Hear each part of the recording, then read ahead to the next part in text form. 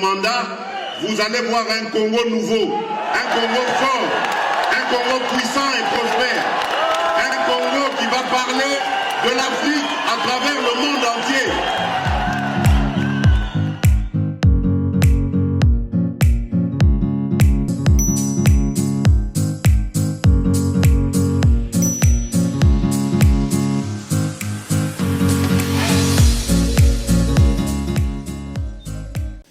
Combattants na combattantes ya République démocratique du Congo bao bazana kati ya mboka na bao bazana libanda ya mboka oyo azali mulobeli na bino communicateur ya chef de l'État na lopoto moto azopesa bino basango po congolais nyonso ayeba mboka na biso ezotambola ndenge nini période ya kala mosalo oyo ezalaki peza na ndenge bien te maintenant mbalo oyo tozui option ya kopesa bino information parce que moto azana information te donc azali obligé ya ko consommer makambo ya lukuta makambo ya mafia makambo ya oyo ya intoxication ya bato ya pamba. C'est pourquoi toza na musala monene toza na devoir ya kopesa bino les vraies informations oyo ezali koleka na kati ya mboka na biso po moto na chaque foyer o sala politique politique okolo bateke ezaka ya ba politicien non politique na ndako nyonso politique ezali politique ya kolia politique ya sociale politique ya misala nyonso ezali source nango ezali na kati ya mabota. C'est pourquoi tozali ko pesa bino information oyo eko interpeller conscience ya peuple congolais poto ye ba mboka na biso tolingeta molandeng nini mboka na biso eza na niveau nini donc par rapport ba mboka mususu toza na niveau nini nde yango pona mokolo lelo tozana ba sujet vif tokoloba likambo etali nomination ya ba mandataire banani oyo chef de l'État pesi confiance po ba entreprise ya l'État oyo esi ekufa na entreprise ya l'État oyo ba créer pona ko débooster économie na biso etambola likolo portefeuille na biso donc ezala actif tokola kisabino.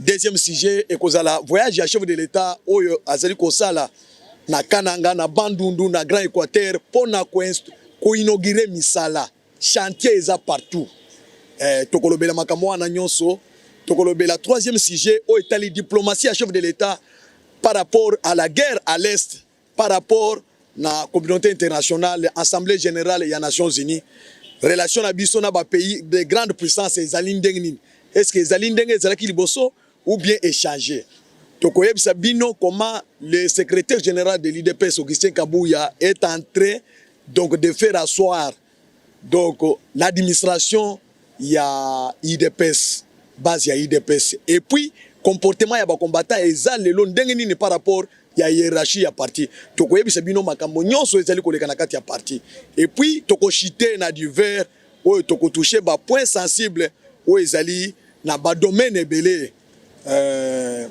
domaine ya mobilisation des recettes parce que boye baké la session tozanango eza tellement budgétaire session en septembre ezali session budgétaire boye ba comment les ministres des finances les ministres des budget va mobiliser donc basali projet nini tokobisa bino hauteur ya budget otokozanango o na année ozoya ya 2023 toko toucher les sous problème etali élection en République démocratique du Congo. Nani alingi donc que élection esalema na 2023 nani alingi te toko yebisa bino toko lakisa bino lisusu na divers ba école oyo ezali construit na moment oyo chef de l'État a eu pouvoir na régime oyo na ndenge zo salema na rentrée scolaire combien d'écoles toko lakisa bino ba œuvre minene ba infrastructure minene oyo ezali ko salema hôpital ya mama yemo eza na niveau nini oyo basali 18 ans basali 32 ans et komaki lokola donc congolais nyonso yebi congolais nyonso afandi na Kinshasa yebi comment l'hôpital mama yemo a été donc construit pendant le Belge tina lelo quelle est donc sa nouvelle configuration na niveau ya Afrique na niveau ya monde tokoyeba sabino makambo nyonso le reste ezali ba détail ebele o ko développer na kati ya émission ndenge toyebisi bino dossier premier point auto ko traiter lelo ndenge toyebisaki bino ezali makambo oyo ezali koleka na kati ya mboka na biso oyo tozali komona chaque Congolais azali komona ndenge nini mboka na biso ezali kotambola. Chaque Congolais azana souci yake Congo na biso donc ezwa casquette mususu ya sika nde yango gouvernement oyo tozana ngo régime oyo tozana ngo ya Tshisekedi régime ya Union Sacrée gouvernement ya Union Sacrée oyo conduit par le premier ministre Sama Lukonde Jean-Michel Sama Lukonde na équipe na nyonso bazali kosala musala pona Congo donc elongwa esika ezalaki etambola ekoma ba pays minene lokola Amérique lokola ba Allemagne lokola ba Chine ekoma lokola ba France ba Belgique ba pays nyonso ezali développé na Afrika tokopesa exemple ya Nigeria tokopesa exemple ya Égypte nde niveau chef de l'État alingi akomisa Congo ndenge ye moko alobaki que je veux faire le Congo l'Allemagne de l'Afrique na kosala un nouveau Congo wapi ene kozala te donc tribalisme ekozala te chaque Congolais akozala libre de yango masolo wana tozoyebisa bino esengeli sikoyo comme il est garant des bons fonctionnements des institutions alingi ba institution nyonso et travailler lolengi wana. Maintenant ce n'est pas tout le monde au bazo yoka ndenge moko, ce n'est pas tout le monde au balingi que Congo est changé. Tozana deux catégories ya bato oyo baza statico o balingi que Congo est changé te parce que ce qui est changé lelo bango bazo perdre. Maintenant tozana catégorie na bato mususu balingi que Congo est changé. Maintenant esengeli moto nyonso amicha azana catégorie ni.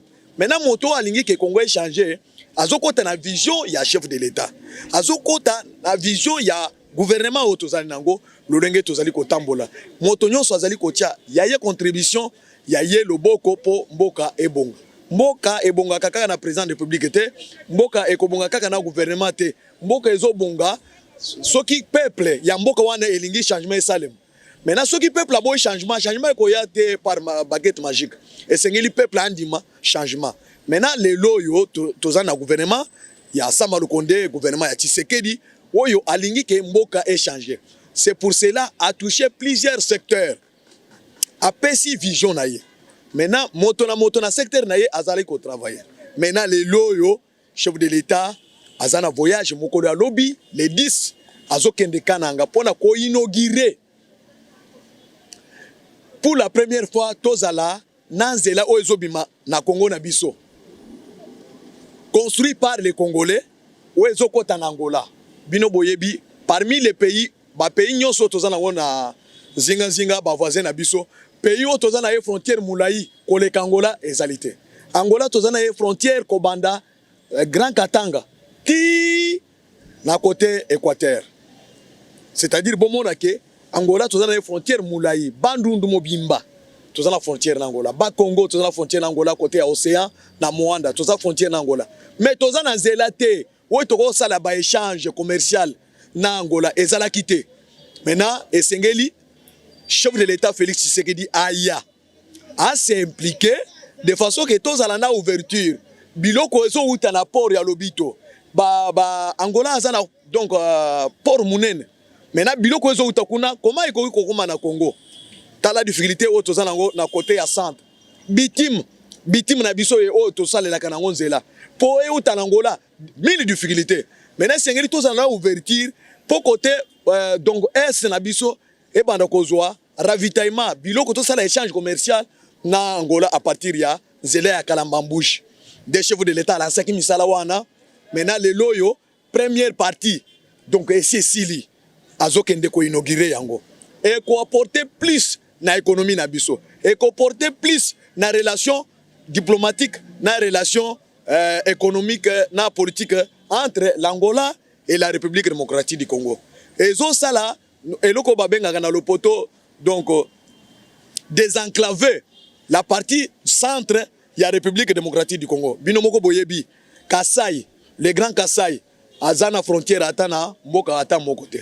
C'est pour cela bomoni donc grand Kasai atikali sima par rapport à la province mususu pona nini nzele ezalaki te. Et de deux, les chefs de l'État azokende ko lancer musala deuxième partie ya musala o totali nani donc barrage ya Chite Katende bao ba yebite projet ya Chite Katende ezalaki lancé par les Belges depuis 1956 mais to sali combien de mbula Mobutu a sali 32 ans Chite Katende et salemité Kabila le père a ekosala 4 ans et salemité Kabila oyo Joseph Kabila o auti kolongwa 18 ans alaki même na campagne électorale que akosala Chite Katende dans 2 mois dans 6 mois akosili ça na élection en 2011 asali ata eloko mon côté maintenant esengeli Tshisekedi aya akei na janvier na Kasai na décembre na Kasai le loyo misala wana est commune à 65% ya exécution ya misala ya Chite Katende ce qui veut dire au mois de décembre le Grand Kasai sera électrifié c'est-à-dire ba entreprise ebele conséquence ces anini ba industrie de transformation et kokota na Grand Kasai ba industrie donc ya alimentaire et kokota na Grand Kasai ba industrie agro-industrielle agro-pastorale et kokota na Grand Kasai par rapport ya nini ya énergie électrique ezala kité binomoko boyebi banda ke toza na yingao ba pays mususu ya Afrique ba pays ya Europe ezana courant ya yinga mais Grand Kasai oyo bazana kate République démocratique du Congo bazana courant wana te mais botuna pourquoi bazwaki courant wana te maintenant Belge pona ko résoudre les kamwana lobaki que non il faut ko sala barrage mususu na Grand Kasai de barrage ya Chite Katende lelo yo misala wana chef de l'état a s'impliqué atindi ba émissaire na ye ba na Inde ko solna gouvernement indien ba sali faisabilité ba mona comment on peut réhabiliter misala wana pour misala wana et souka chef de l'état zokende pona ko lancer deuxième phase ya construction ya barrage Dinga pour votre information barrage Dinga a kozalana kilowatt ebele oyo ko suffire pona ko ravitailler les grands Kasai c'est-à-dire 5 provinces Kasai oriental Kasai central Kasai tout court de Chikapa Lomami Sankuru tous auront leur courant à partir ya Chite Katende o asalakate fachi azosalate asaleni yango wana misala ake ko lancer deuxième phase azokende maintenant avant que mandat esila avant que 2023 to comme en décembre to ko inaugurer nani ko barrage ya Chite Katende c'est-à-dire impact que vous allez makasi par rapport ya misala nzela ezali courant ezali na Kasai bako souffrir lisusu baité bako souffrir lisusu donc biloko oyo tozana ngote pona koteka ba usine lokola miba ezo sanga énergie pona ko produire donc diamant ebele c'est-à-dire ekomatisa économie na biso lisusu ndango tolobi boy soki congolais apesi président Félix Tshisekedi confiance c'est-à-dire par rapport président on a compris que bato balobaka que Martin Fayulu c'est un sénégalais to komi ko pesa bango raison menace ko parce que au lieu à komisa président naye azoko no komisa président ya Sénégal qui n'avait rien à voir aujourd'hui qu'est-ce que Martin Fayulu profite de Sénégal au moins ce que ndengo za ko bimisa na poasa yo mokoti vérité ko yebana je vous dis que vérité peuple congolais vérité ko yebana boko yeba moko na moko batekili terrain sala opposition yango aucune marche aucun mot d'ordre de ville morte tant que tu bino ke bobanda ko tambola na opposition sur mapeka ya IDPS boboyaki lelo IDPS alongwe na opposition a commis au pouvoir c'est que opposition ezali swap or opposition ezalaka contrepoids yo yebi ke mbele ba dictateur bazala mutu ya mboka te opposition IDPS asale lelo mboka na biso ezali awote tant ozo sala opposition zala ozo critiquer o sali proposition nde opposition wana eza opposition ya kofinga te opposition ya réseaux sociaux hein ko lancer biloko na réseaux sociaux pour na konvoter bato donc ko kosa lukuta makamo nyonso oyo komi ko loba ba bemission vérité eza lukuta olobi ke député ya tushaka $21,000 Lambert Menda ebisio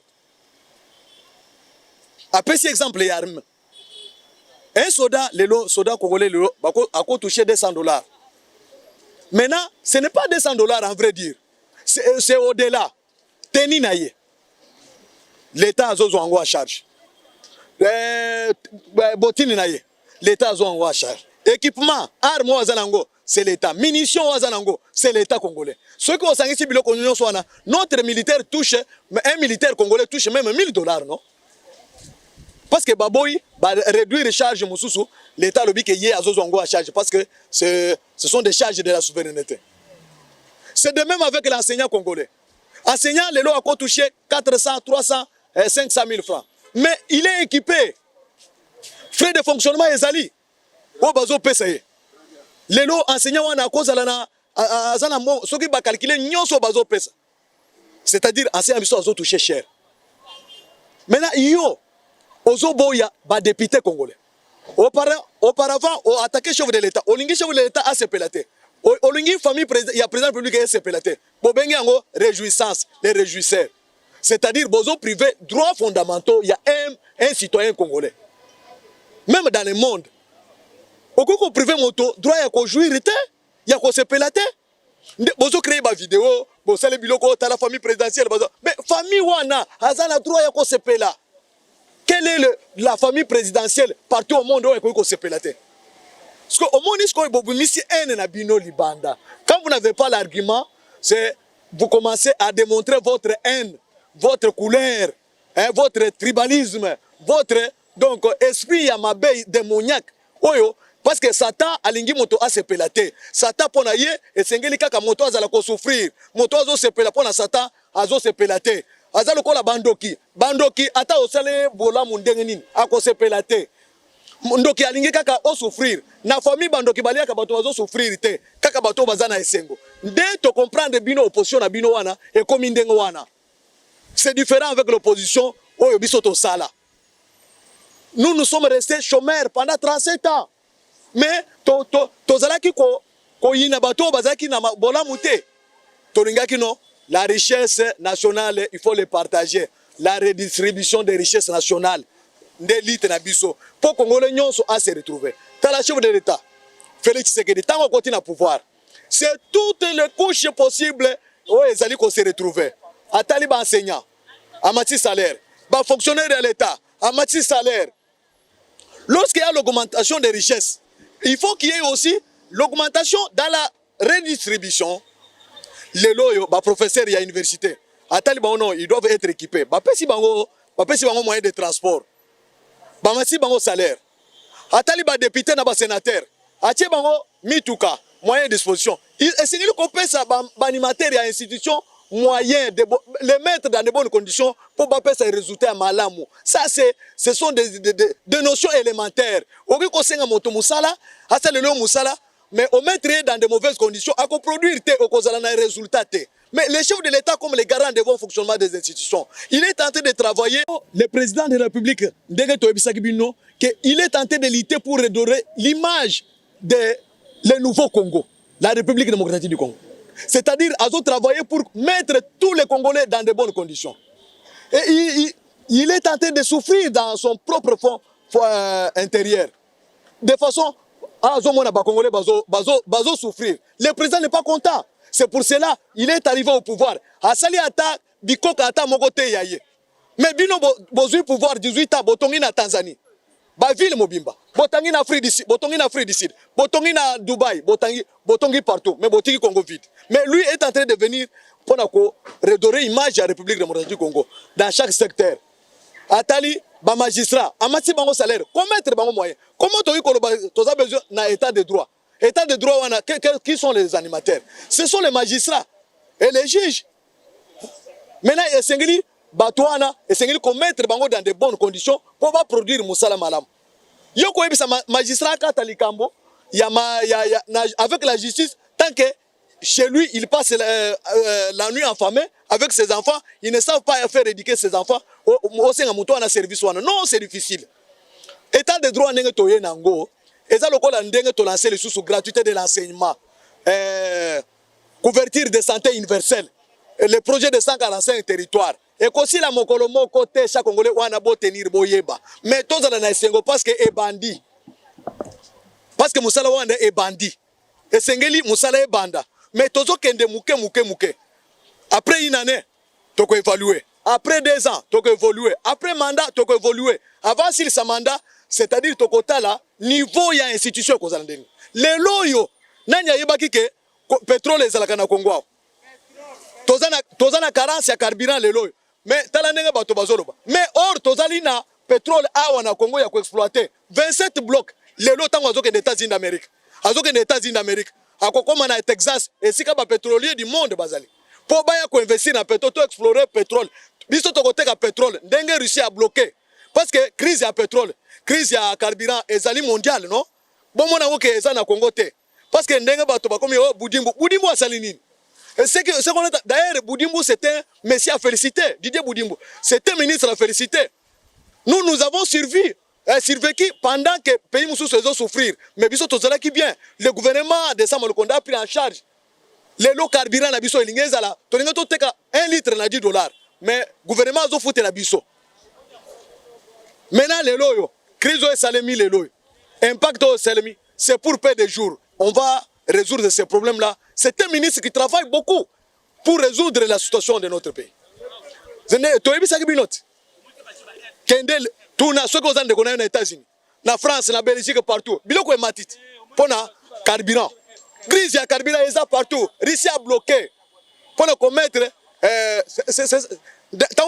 la guerre n'est pas tellement militaire ou bien sécuritaire. La guerre, il y a la guerre économique, il y a la guerre politique.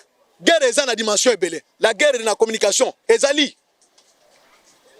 Cher peuple, chers Congolais, que ce soit diaspora, que ce soit bazan na kati ya nani. Boye bake, tolinga d'abord mboka na biso. Tolinga banimateur et institution, to soutenir bango, to soutenir le chef de l'État et le Congo ira très loin. Makambo tozo ibisa bino ezali pona confronter bino te. Biso toko postuler poto comme ba présenter. Mais musala d'abord au chef de l'État azali ko sala. Sur toute l'étendue de la République. Tala lelo. Dossier auto étali armement. Biso tozo senga armement auto ko bunda to déloger force négative ya ba terroristes au bazana S na Bunagana. Les démocrates américains bazo pesa biso mbongo ya seni tobo yango te. Mais ezala ba dictateur balingi baboya. Biso toza besoin élection et salema. Mais avant élection et salema, et qu'on salema te sans que tous allons na na territoire na biso. C'est pour cela le chef de l'État est déterminé. Bato ba ebele baye. Oebi comment batinile bato wapo andi makaka atika la Rwanda parti ya mabele. Atika la Rwanda exploiter minerai na biso aboyi mwana mboka boy. C'est pour cela tolobi que il est nationaliste, il est héros national. Il est tenté de travailler, il est tenté de sauver son peuple et sur les minéraux. Et Rwanda soki a yebité plante lobby ba signé na ko bisabino. Lobby va signer protocole d'accord. Il y a force régionale. Avant bakota na danse, Minduke eza déjà kuna. Tout est déjà préparé kuna. Bande kuna biso est bozela. Bunagana, on va récupérer Bunagana et on va suivre les rebelles jusqu'au fond là où ils sont. Tokola ndango. Parce que Rwanda ça na biso depuis longtemps. Tokola kisa Rwanda que ce n'est pas la RDC oyo banako sakana yango wana. Ndeko na bino nda banako souffrir. Toko yebisa Rwanda kolela akolapa aucun pays même pays aucun pays limitrophe à kosana sous na RDC à travers l'histoire ya Bunagana. On a signé les membres ya CAC bakoti out ba signé devant chef de l'État acte d'engagement accord pour la guerre oyo contre Rwanda. Rwanda a se ressentir. Paul Kagame sera à kokima pouvoir que Rwanda ya Paul Kagame il va subir une leçon morale oyo nano azoate en Afrique. To ko infliger Rwanda gifle boko oyo akomekaliso kusakana un jour na bato bazasi manaye bakokima. Le chef de l'État est préparé pour ça. Il y a autant de militaires congolais, congolais du sang, de père et de mère. Bana balobi ba réclamer et sengeli tokota. Ceux qui guerre sili na Bunagana, to récupérer Bunagana, on va franchir parce que rebelles terroristes balanda kabango esika nyonso bakei. Que ça soit l'Ouganda, oya pesi nani ba rebelle place bakoye ba frappe o ezali. Signature salami lobby accord. Na toutes les armées au bazana sous-région na organisation sous-régionale ya CAC Afrique de l'Est ba signé. Les éléments sont déjà sur terrain. Maintenant comme ba signé lobby to ko attaquer Bunagana, on va récupérer Bunagana et puis on va suivre les rebelles d'M23, les terroristes là. Et c'est qu'on bazali. Maintenant, comment on a payé à côté, et ça sera grave. Ça sera très grave. Et ça sera une leçon. Et départ, il y a Paul Kagame. Comme tu sais qu'il y a 5 Paul Kagame, na Malembe, sur le plan bilatéral. diplomatique, Basalili Rwanda, tout ce qu'on pouvait faire, Rwanda limité. Maintenant, nous allons, Tozo Bundisa Rwanda, avec Liloba Moko, Mabele Oyo, Eza Yayete, Mabele Eza Ba Congolais. Comment un petit pays peut nous mettre à mal pendant plusieurs années? Depuis 1994, le Congo est en train de souffrir à cause de Rwanda. Investisseurs investir dans le Congo à cause de Rwanda. Mais nous allons voir qui est derrière Rwanda. Et vous allez voir comment la guerre va s'éclater. Et Paul Kagame a kolapa na bato baza simanaye. Na ramification azana ngona kati ya Congo. Tout le monde va pleurer. Mais là tokoti na phase de guerre non? Yebela. Bino nyonso bozo travailler en faveur de Paul Kagame. Na ensemble pour la République. Na PPRD, na FCC, na Lamuka. Soyez prudents. Pendant la guerre, on ne fait pas encore la politique. Hein? Yoko kende osala politique na Russie, ndenge baza bituma na Ukraine. Toi bisa binot. Bino bomoni alali, azo ko se préparer. Azo sala dernier assaut et les commandos sont préparés. Les militaires. Oyo bakobunda guerre en jungle. Même na butu bazo bunda. Nous avons maintenant des appareils sophistiqués. Les avions de guerre, de chasse russes, ils ont déjà le terrain. Les avions de guerre américaines, ils ont déjà le terrain. Bino bokanisa ki Amérique boye biso, Amérique ils ont des blocs. Ba démocrates, na ba républicains. Les républicains sont derrière nous. Et c'est pour cela que je félicite général Augustin Kabuya pour la stratégie à créer structure ya lobbying. En dehors il y a président de la République Azobunda sur le plan politique, na moyen de l'État, le général Augustin Kabuya a créé noyau dur. Il y a des Congolais au bazar en Amérique pour le lobbying. Et ça va se jouer comme ça pour pérenniser le pouvoir. Coup de chapeau au général Augustin Kabuya. Dans l'esprit, il y a créé diplomatie dans le Moussous. Tout ça qui distrait, non? Le pouvoir, quand on le gère, quand on le prend le pouvoir, c'est pour le conserver le plus longtemps possible. Donc, quand la distraction, tu es général. Tous ont préparé l'élection en 2023. Les Occidentaux sont capables de nous fabriquer un opposant, fabriquer, jouer dans la psychologie, créer un trouble là. Tous ont de transition. Comme leur esprit, ils trouvent que Congo, à la lire où vont les choses, il n'y a pas quelqu'un qui peut battre Félix Tshisekedi aux élections. Même un ange qui vient du ciel, il ne peut pas battre Félix Tshisekedi. Parce que les Congolais ont longtemps souffert dans toute la République.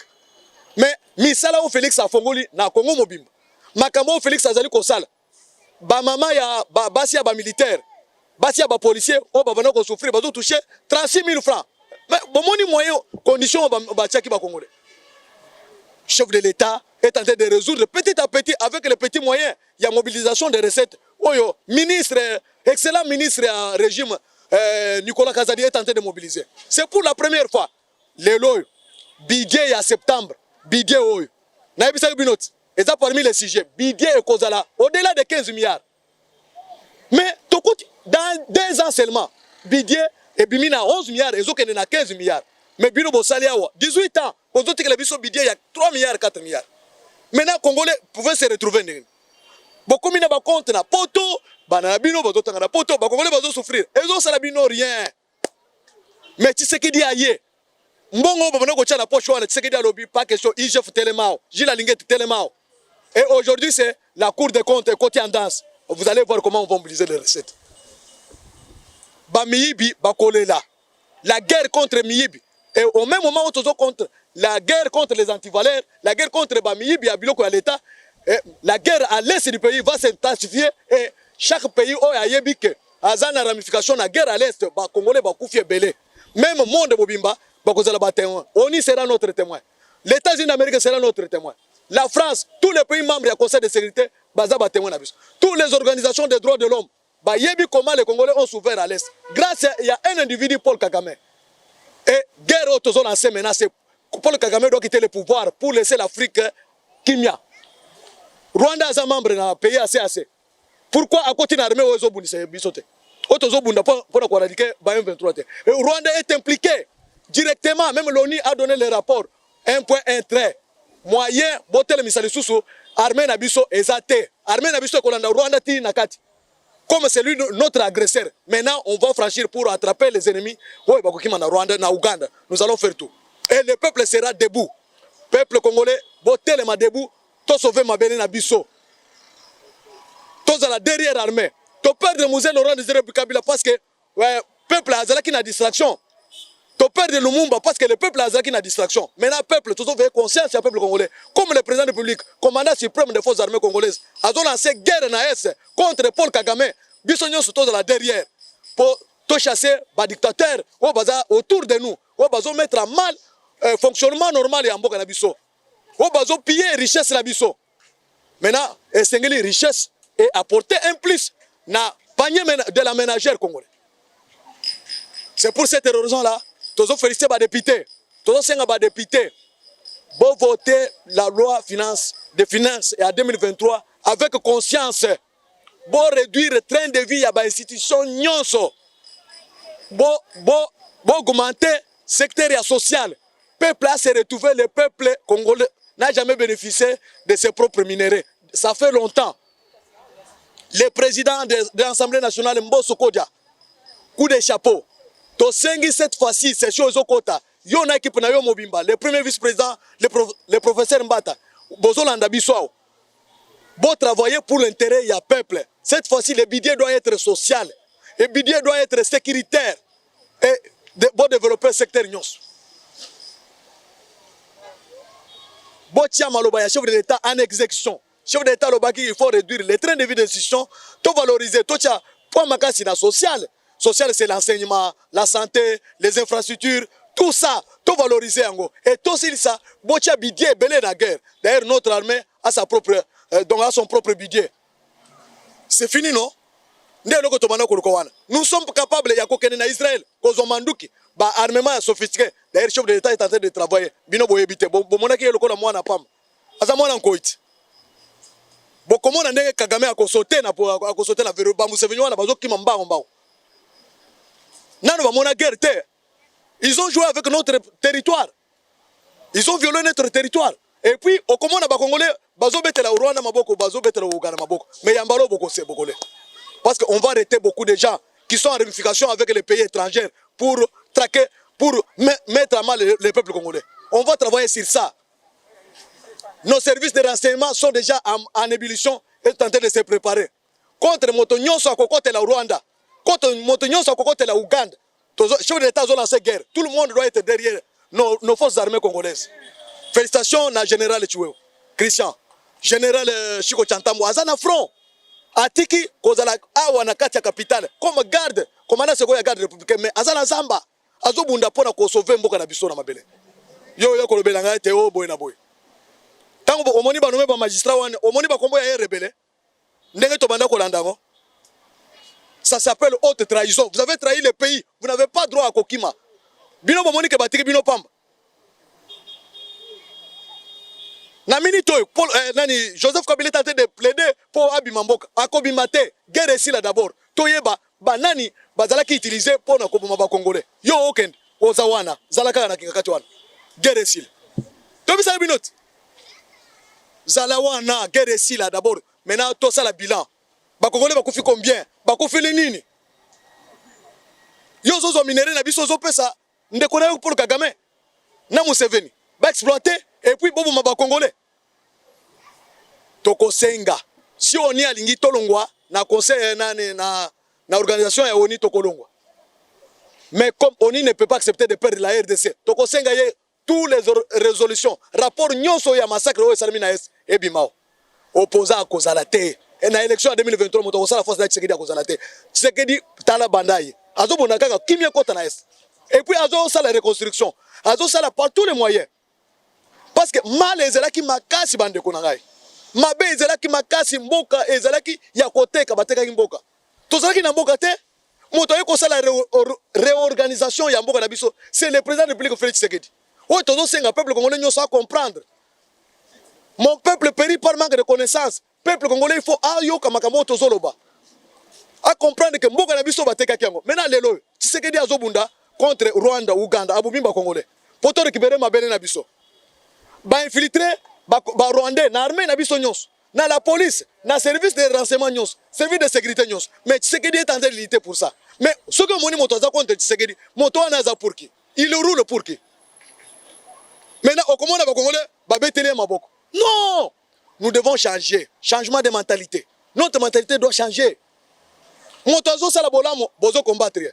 Motozo salamabe bozo betere mabok. Nous sommes quel peuple? Peuple oyo azo soutenir papa. Moi na azo soutenir papa na été. Azo soutenir maman na été. Moi na babenga kenan. Moi na azo betela ba papa ya ba voisin mabok. Mais azo finga papa na ye. Moi na éducation to benga ka mwana ni. C'est le comportement de nos opposants oyo bozo tozana bango lelo. Le président de la République est venu pour sauver la RDC. Réhabiliter la RDC, à récupérer Bissika Naye. Non?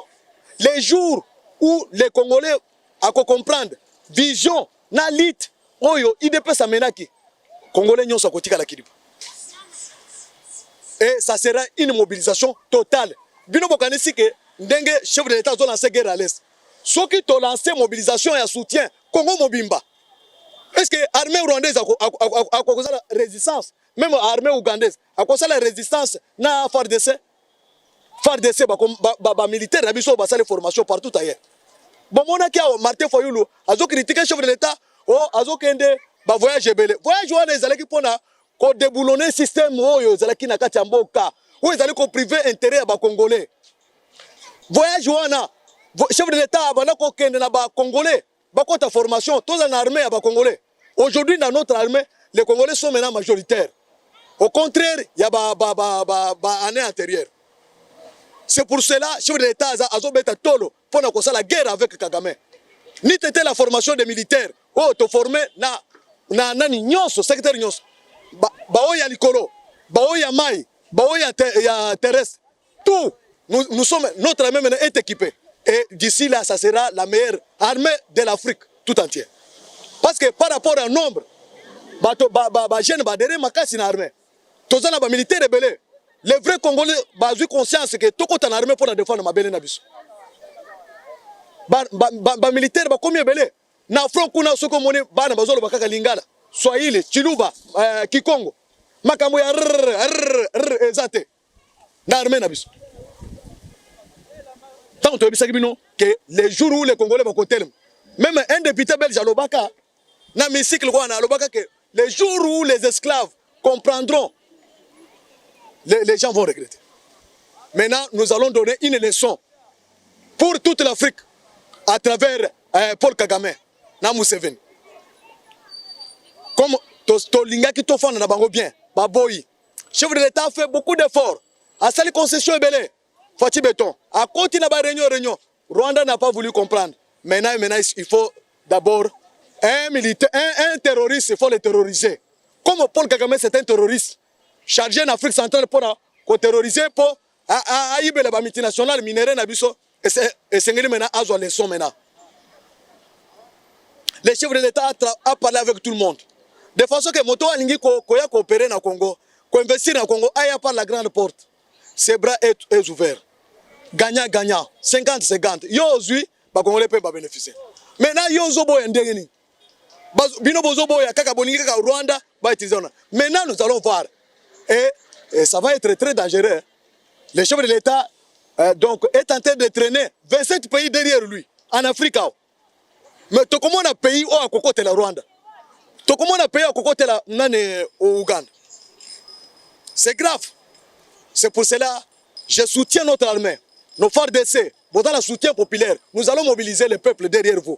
Bon, les jours où le chef de l'État, commandant suprême, a coaché manette satellitaire, a tiré bouton, guerre, à lancer guerre. Nous allons mobiliser le peuple derrière vous. Et vous allez gagner cette guerre. Et c'est un assaut directement, même dans la capitale, on a les totiers, parce que trop, c'est trop. Et nous allons mobiliser les gens pour soutenir notre armée et soutenir les institutions de la République. Et nous allons voir qui va nous contredire.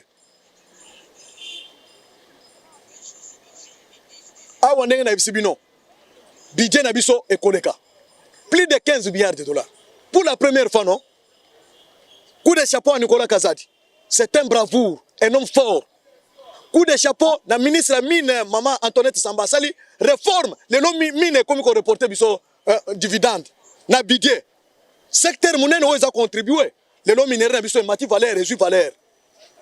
Cobalt, cuivre, et mati si les machines bourse internationale ezwi valeur non bozela bokoyoka coltan Rwanda coltan producteur ya coltan ozana coltan te Rwanda. Nous allons voir comment tu es devenu premier producteur à Rwanda.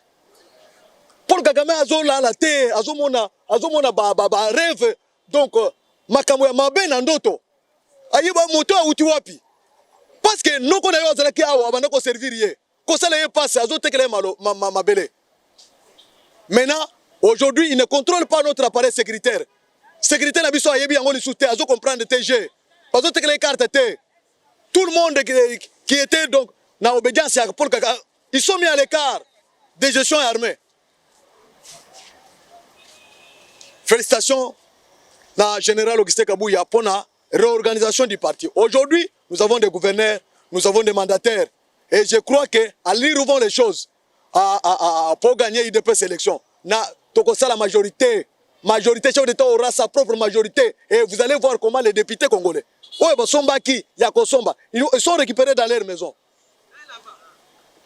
Bazongi na ndako na bango.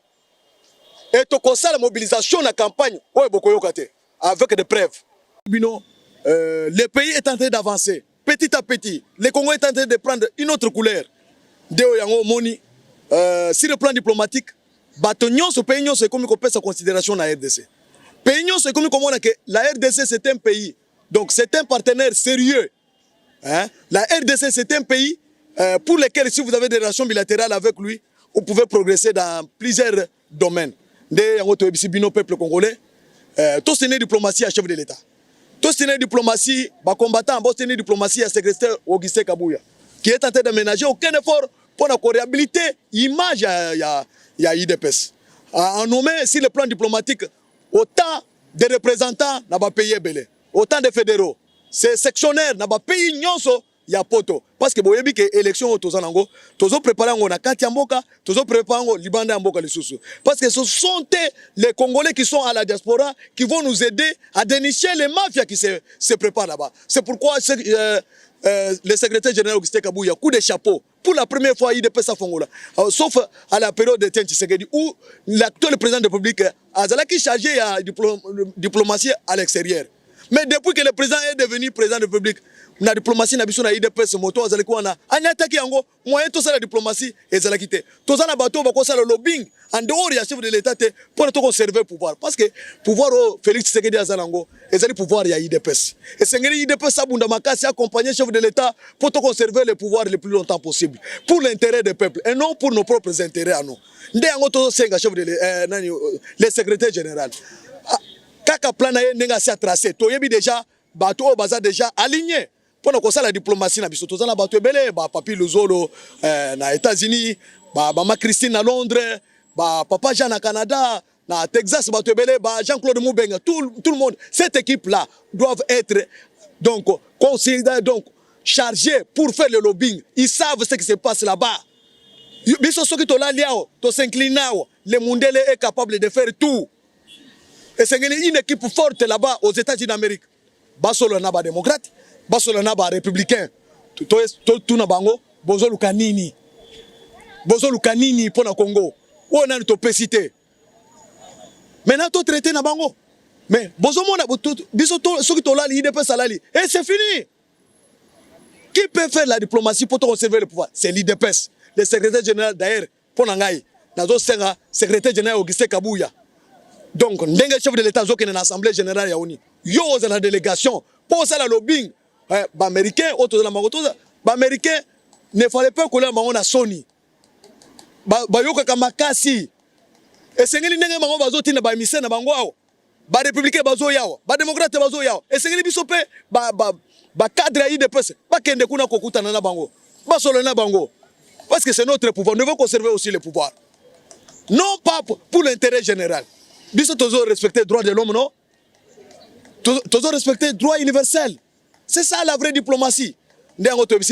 Aujourd'hui, bako sabino teke biso toza contre Amérique, toza contre Russie, non. Le chef de l'État dans sa diplomatie, il est en train d'entretenir de bonnes relations avec toutes les grandes puissances du monde. Et pour des intérêts, parce que en diplomatie, c'est le monde d'intérêt. Il n'y a pas question. Ce qui intérêt à RDC égalité, tu peux collaborer na yote. C'est ça. C'est pourquoi Russie tant que tu Manduki, sophistiqué et yé. Tant que tu Amérique et yé. Israël a Pessi, Turquie a Pessi. Va payer ça et belé au va Pessi biso binduki. Rwanda collé la colla pas. Et ça sera la fin. Comme Basengi Atika Yokite, Rwanda a komekate. Tout ça, c'est la diplomatie. La diplomatie, c'est une arme. Todo sengali susu. Arme mususu, c'est la communication. Nani a joué pour la communication, la présidence a échoué. Responsabilité, c'est la mouture nani. Todo senga, directeur de cabinet, c'est lui le numéro 1 du cabinet du président de la République. Il doit faire tout pour que la communication, na niveau de la présidence, c'est la macasse. Vous savez, quand on fait la guerre, on doit avoir une bonne communication. Doter la communication avec des matériels sophistiqués. Doter avec la communication avec les moyens. Donner les moyens. Et la formation. Préparer les gens. Tout ça, ça ne se fait pas. Pourquoi? Nous sommes des communicateurs et chefs de l'État.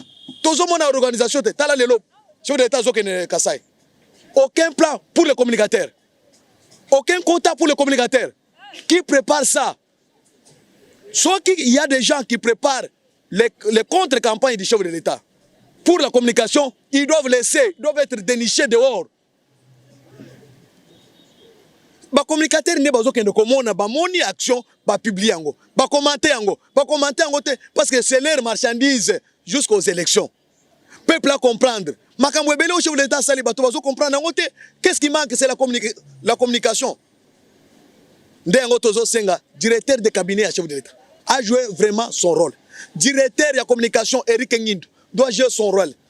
Parce que Patrick, Patricia, maman Patricia, Jean-Marie, Titi, Bino Nyonso doit jouer rôle. Jean-Pierre Ouanfane, tout le monde là-bas, qui est commissaire, jusqu'à Koussem, tout le monde, vous devez jouer. Il ne faut pas qu'on y attaque, tout fait, mais ça, le chef de l'État, dans la communication. Non.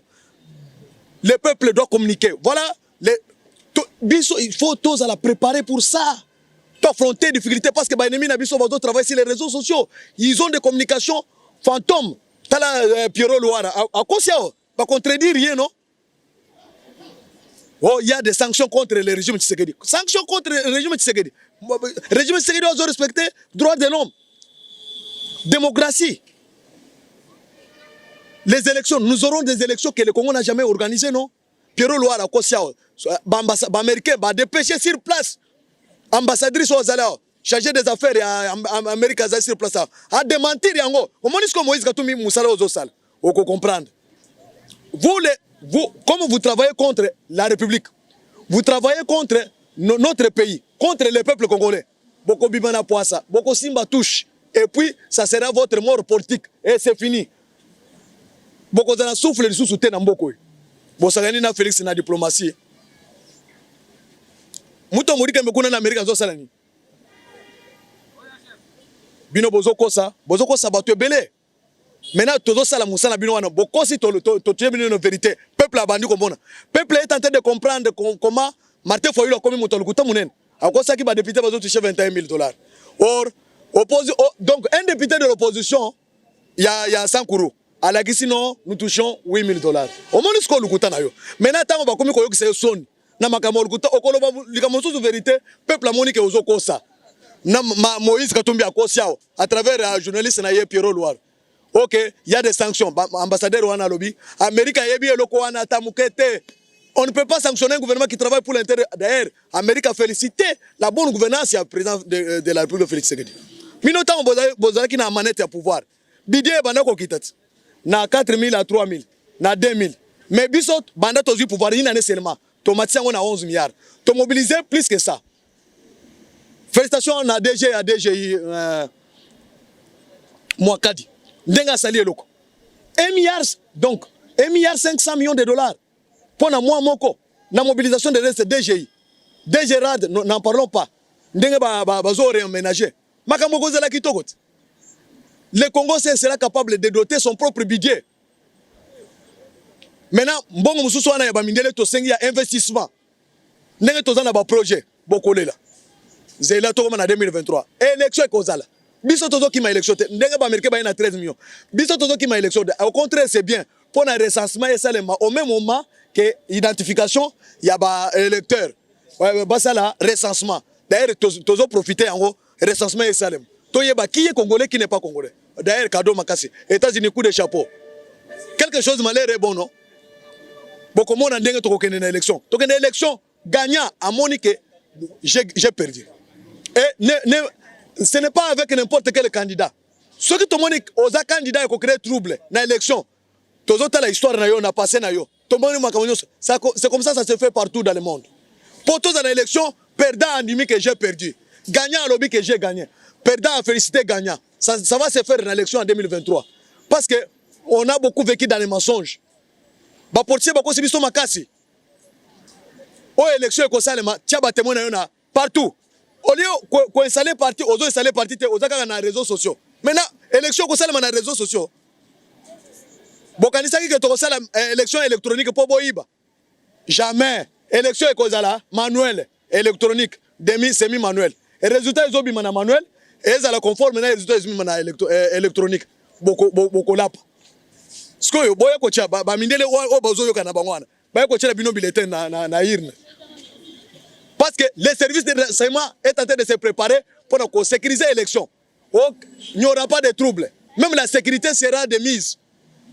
Bulletin ko bimalisu na Rwanda te na Uganda te pour ko tia bino bomoni skoyo kaka place bolobaki wana Vital Kamerhe kota na danse malgré makamo ya mabe osali on te pardonne mais kota na danse sala musala pour l'intérêt du peuple congolais. Nous sommes capables de nous unir et travailler pour l'intérêt de notre pays.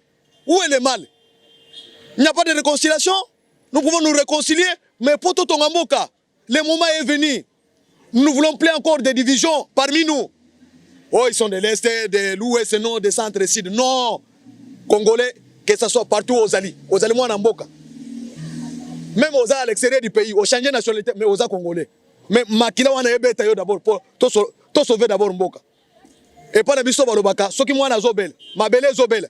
Bako occuper nani liboso. Il faut t'occuper mabele parce que moi na soki akofi bako kunaye na mabele. Il faut to lobela d'abord mabele Mboka na biso. Les Mboka na biso est envoyé par les étrangers, les multinationales, les Rwandais, les Ougandais. Maintenant, les chefs de l'État lancent la guerre contre ces gens-là. Yo tellement Tshisekedi boy na boy. Oza contre qui? Oza contre le peuple haïtien, on va matérialiser. Maintenant, cette fois-ci, Tolingi, Motonyonso, Asala, Tokende na vision moko. Bon, moko ezala. Entre biso, Totonga d'abord Congo. Ba mindele bakaboli biso depuis longtemps. Pour que Congo ait la kakaboye, on va profiter. Maintenant, Ngore Koki. Moi, Namboka, Jean-Pierre Bemba, non. Ngaï, je veux soutenir le pays, je ne peux pas travailler pour les intérêts des étrangers. Voilà. Au moins, les Congolais sont en train de groupe Nabinoan. Les Congolais sont en train de se démarquer. Entre-temps, Mouzito est en réserve. Il est en train de se préparer aussi. Au moment où comment, quand tu es commis qu'on s'est dessiné, Moïse, tu dois rentrer chez vous. Yo moko kenaka na matanga no. O kenaka na matanga, o ebisi ba jifu kuna ke, o bazobo enazo pouvoir. Mais au moment où o miteki yo moko. O miteki yo moko na fleur na yo kenako chana ba jifu bakufa kala. Au moment où maintenant, vous avez distraire le peuple congolais. Nani akoni mayo lisusu. Histoire wana na bino wana. Esili. Histoire na bino wana obo envoûté ba congolais wana esili. Les congolais va se réveiller nzamba congolais pas congolais miso. Va comprendre maintenant qui est notre frère. Qui travaille pour l'intérêt du peuple congolais. Esili. Si l'armée a compris. Si institution se comprendre déjà que j'ai Zaboy, moto yo azo sauver Mboka. Yeo c'est Félix Tshisekedi. A fortiori toko ina yé ponani. Au moins, ce que la politique il y a le coup de tête. Les politiques, il y a Kalawana, Boaka, et Sili. Qu'est-ce que vous sabato Équateur? Qu'est-ce que vous sabato Est? Qu'est-ce que vous sabato Bandundu? Qu'est-ce que grand Bandundu? Chantier, Bafongoli chantier. Avant l'élection, beaucoup de Dengue chef de l'État qui a inauguré par institution, qui a inauguré par infrastructure. Mais beaucoup de là, non? Vous n'aurez pas plus de discours. Et puis, le monde va comprendre, non, il n'y a pas moyen. Parce que beaucoup constaté. Ceux qui vont constater, mais il a l'amour de faire les biens pour son peuple. Mais beaucoup constaté. Basi d'Afrique, tant qu'on comprenne qui. Bango tout, bas soutenir qui Mandela, non? Aujourd'hui, nous avons des pays qui ont compris déjà les jeux à Bamindele. C'est pour nous diviser, pour tirer, on va tirer profit. Mais bien, on continue dans le système, il y a tellement de discours, il y a opposition. Opposition contre qui? Le peuple a dit Mayolus. Peuple congolais, il y a Kotonga Congo. Ce qu'on tient en retard est allié. Tout développé mon carabis. Coup de chapeau, on a un ministre qui travaille dans la vision chef de l'État. D'ailleurs, remaniement va vendre le boana. Retouche mouké. Tous les ministres qui ont travaillé et qui ont atteint les objectifs qui travaillent dans la vision du chef de l'État, bakozala. Tout ça c'est une cohésion nationale. Bato va travailler bien moyen balou la bango ezate. Na bisa binot. Bozo sala bino liste ya lukuta. Oh, bazo bimisa Nicolas Kazadi, oh bazo bimisa Tony Mwaba na Antoinette Samba. Nani ya bisa bino? Nani ya bisa bino ke nani Aselo azobima? Est-ce que toi tu vice-premier ministre intérieur ya kimia lokola Aselo? Tala a maîtriser Congo non? Kimia ezala Congo mobimba. VP Marcelo, coup de chapeau. D'abord, le VPM d'abord, le PM, Premier ministre Sama Lokonde. D'ailleurs, Premier ministre Otobana Kuluka Yangouana. Na Congo, parce que Bitumba Mingi et Utakanaba, Premier ministre. Premier ministre Azo na présenté. Bon, monaki, vieux ya Utiko Kende Yulunkamba. Azo comme la chef de l'État dans les réseaux sociaux. Mais ce n'est pas Sama Lokonde, non? Premier ministre Akimia, il s'efface devant le chef de l'État. Hein?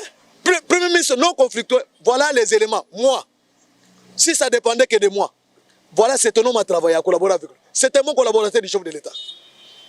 Il s'efface devant le chef de l'État. Azobima, le collègue chef de l'État. Or, on a conscience aux Zanango, Premier ministre Azana Batribichou est belé.